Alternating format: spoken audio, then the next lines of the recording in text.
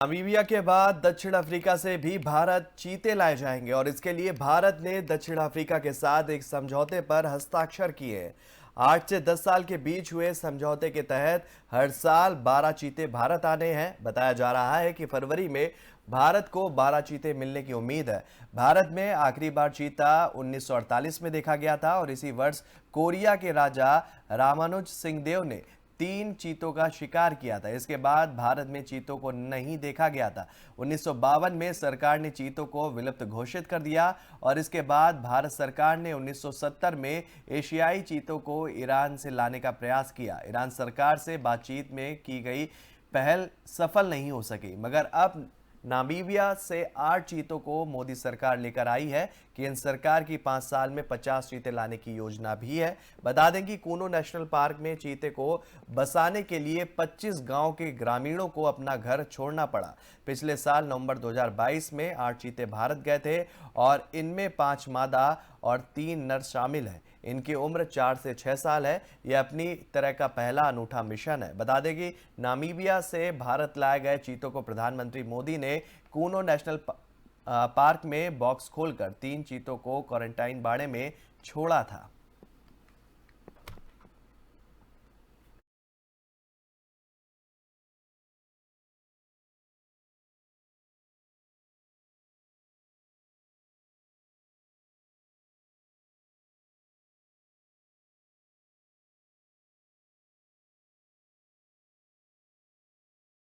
उत्तर भारत समेत दिल्ली में आज सुबह फिर एक बार ठंड ने दस्तक दे दी है। हालांकि पिछले कुछ दिनों से प्रदेश के कई राज्यों में धूप निकलने के कारण लोगों को थोड़ी राहत जरूर मिली थी। मौसम विभाग की जानकारी के मुताबिक प्रदेश में एक बार फिर हल्की बारिश होने की संभावना है, जिस कारण फिर से ठंड का सामना करना पड़ सकता है। बता दें कि मौसम विभाग से मिली सूचना के अनुसार पश्चिमी हिमालय क्षेत्र में 29 और 30 जनवरी को बारिश और बर्फबारी होने के संकेत हैं, जिसकी वजह से उत्तर भारत में ठंड का प्रकोप फिर से देखने को मिल सकता है। और इसके अलावा राजधानी समेत मैदानी इलाकों में भी इन दोनों दिन हल्की बारिश या फिर बादल छाए रहने की भी संभावना है। जानकारी के मुताबिक राष्ट्रीय राजधानी में गुरुवार को न्यूनतम तापमान 12.8 डिग्री सेल्सियस दर्ज किया गया, जो इस महीने का सर्वाधिक था। भारत मौसम विज्ञान के अनुसार दिल्ली का अधिकतम तापमान 17.3 डिग्री सेल्सियस दर्ज किया गया, जो इस मौसम के औसत से 5 डिग्री सेल्सियस अधिक था। केंद्रीय प्रदूषण नियंत्रण बोर्ड के आंकड़ों के अनुसार दिल्ली में संपूर्ण वायु गुणवत्ता सूचकांक AQI 997 दर्ज किया गया।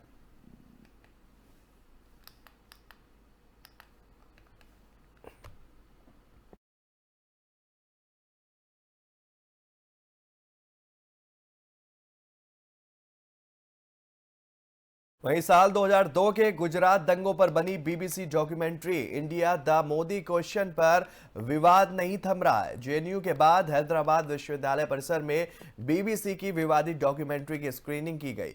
वहीं इसके जवाब में ABVP ने यूनिवर्सिटी कैंपस में कश्मीरी पंडितों पर बनी द कश्मीर फाइल फिल्म दिखाई। विवेक अग्निहोत्री द्वारा निर्देशित Bollywood film the Kashmir file कश्मीरियों की हत्याओं और पंडितों के पलायन को दिखाती है। बता दें कि केंद्र सरकार द्वारा documentary India the Modi question को दिखाए जाने पर सोशल मीडिया प्लेटफॉर्म पर रोक लगा दी गई है।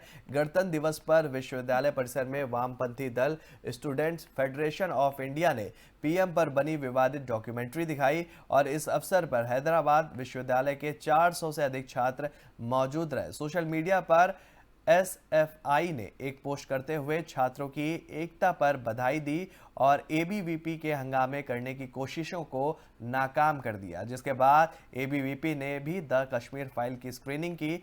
ब्रिटिश ब्रॉडकास्टर BBC ने इंडिया द मोदी क्वेश्चन शीर्षक से 2 पार्ट में एक नई सीरीज बनाई है और इसका पहला पार्ट मंगलवार को जारी किया गया है। इस सीरीज में PM मोदी की शुरुआती दौरों के राजनीतिक सफर पर बातें भी की गई हैं। वहीं राष्ट्रीय स्वयंसेवक संघ के साथ उनके जुड़ाव, भाजपा में बढ़ते कद और गुजरात के मुख्यमंत्री के रूप में उनकी नियुक्ति की चर्चा भी इसमें की गई है। बता दें कि मोदी के मुख्यमंत्री रहते गुजरात में हुए दंगों का भी इसमें जिक्र है और इस हिस्से में गुजरात दंगों में PM मोदी की कथित भूमिका की बात कही गई है और इसी को लेकर विवाद हो रहा है।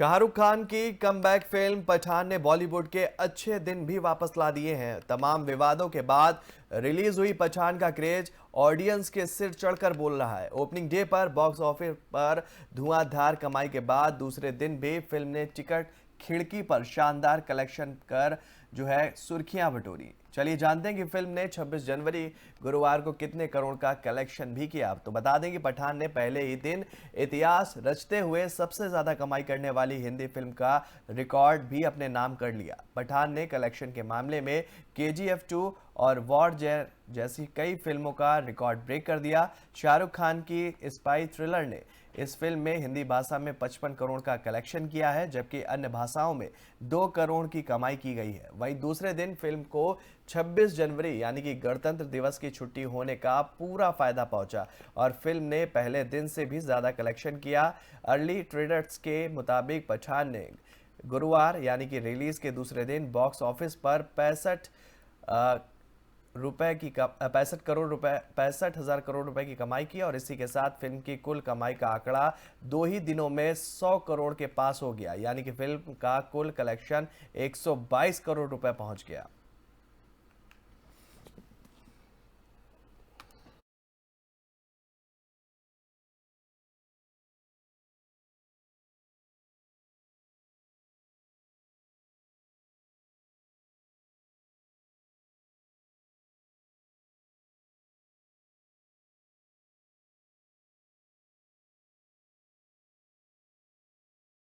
प्रोविजनल अटैचमेंट ऑर्डर को चुनौती देने वाली प्रकाश इंडस्ट्रीज लिमिटेड और प्रकाश थर्मा पावर लिमिटेड नाम की फर्मों द्वारा दायर याचिकाओं को स्वीकार करते हुए दिल्ली हाई कोर्ट ने माना कि ईडी के पास मनी लॉन्ड्रिंग के अलावा किसी अन्य अपराध की जांच करने की शक्तियां नहीं है और एजेंसी स्वयं यह नहीं मान सकती है कि एक विधेयक अपराध किया गया है। न्यायमूर्ति यशवंत वर्मा की एकल पीठ ने कहा कि इस बात पर जोर देने की आवश्यकता है कि PMLA ईडी को केवल धारा 3 अपराधों की जांच करने का अधिकार देता है और इसकी जांच और पूछताछ करने की शक्तियां उस धारा में परिभाषित मनी लॉन्ड्रिंग के अपराध तक ही सीमित है।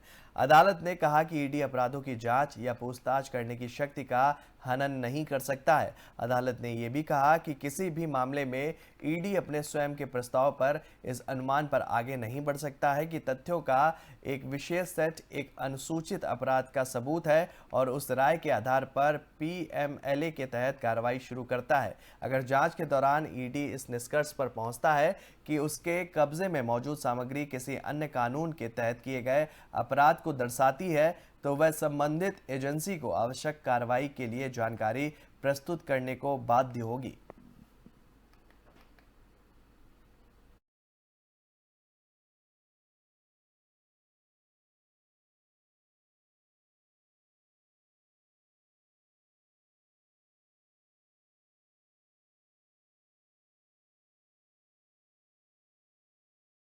और बढ़ते हैं अगली खबर की तरफ। सिक्किम में राष्ट्रपति शासन लगाने की मांग की गई है। बता दें कि सिक्किम की मुख्य विपक्षी पार्टी सिक्किम डेमोक्रेटिक फ्रंट ने यह मांग की है और इस मांग को लेकर राज्यपाल को ज्ञापन सौंपा गया है। SDF ने आरोप लगाया है कि सिक्किम क्रांतिकारी मोर्चा की सरकार में राज्य में कानून व्यवस्था लगातार बिगड़ रही है। SDF के एक प्रतिनिधि मंडल ने बुधवार को राजभवन में राज्यपाल गंगा प्रसाद से मुलाकात भी की।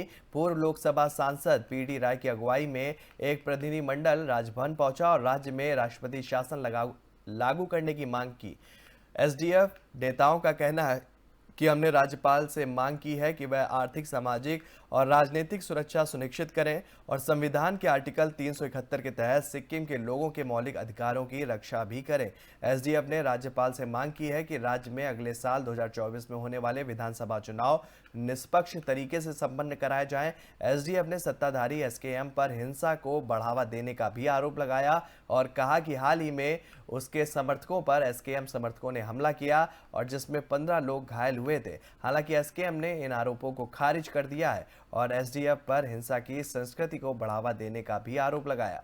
SKM ने कहा कि 25 साल सत्ता में रहने के दौरान SDF की संस्कृति रही है कि वह अपने विरोधियों को डराते थे।